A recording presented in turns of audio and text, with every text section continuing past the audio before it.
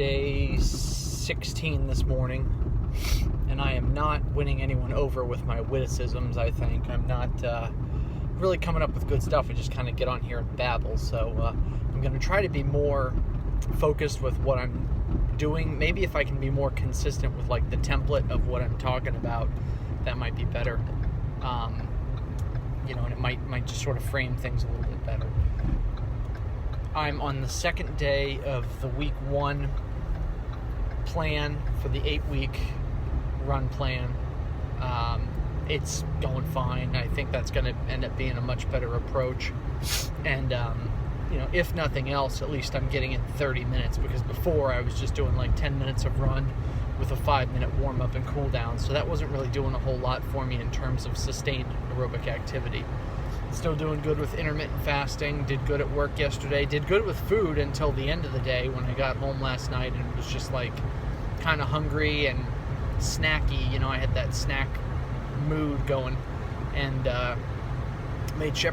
Mary made shepherd's pie, which actually isn't that bad. You figure it's a lot of carbs, a lot of starchy carbs, but you've got a pretty good serving of beef in there as well. But I'm really trying to contemplate how I can switch more over to a vegan type diet. I think that will help me, and it'll also help me by sort of getting me away from those carbs and refined sugars and stuff like that. All the processed foods, because that's really where we slip up. The processed foods end up being the easy foods to go to, the easy foods to cook. For Christmas, Alex, it's just sort of a gag gift. We got him a macaroni and cheese microwave cooker and a ramen noodle cooker. And I've actually been using the ramen noodle cooker quite a bit. It's real easy to just pop some ramen in the microwave, hit it for 3 minutes, and then, have some soup. And it's been one of those cold weather spells where soup's been kind of nice. So it's almost like it just helps you feel warm and full. And I'm not making much progress because of the stuff that we have in the house. And once I go to snacking, it's just like kind of falls apart.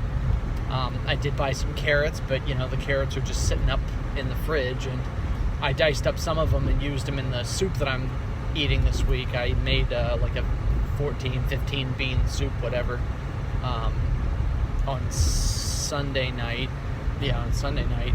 And so that way I would have some good protein during the week. I didn't have all the ingredients, of course, so I figured that out halfway through, and it kind of just fudged it the rest of the way. But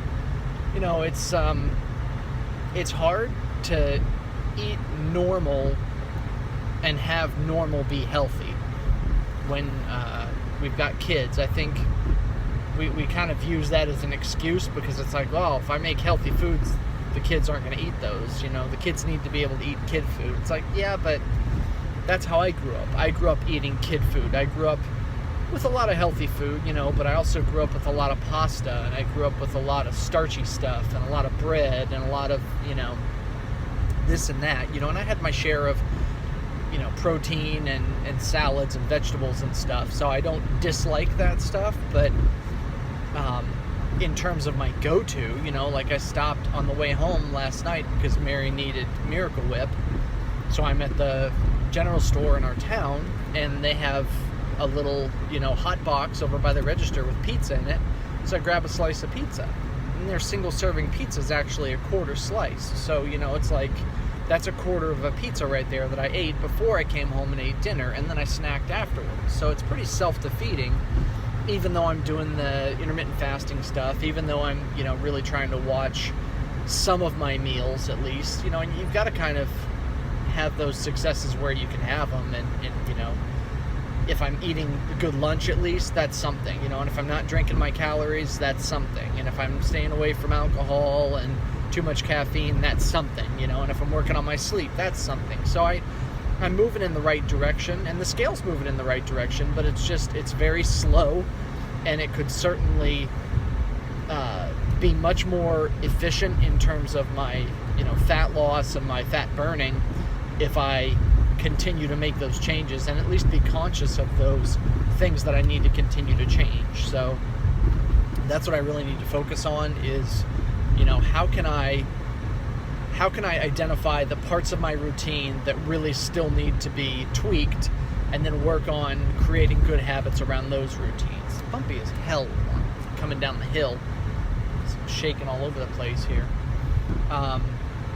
So I think, if I look at everything that I'm doing right now, the one thing that I still need to improve is my evening eating, and then other than that, I think if I can just stay the course of exercise and doing what I'm doing and, trying to hydrate and being cognizant of that, then I'll be good to go. So it's not that things are going bad. It's not that things are heading in the wrong direction, but, I guess it's just easy to make bad decisions in the moment, and then it's very easy later on to go, you fucked up there, shouldn't have done that, I made a shitty choice there, I shouldn't have done that.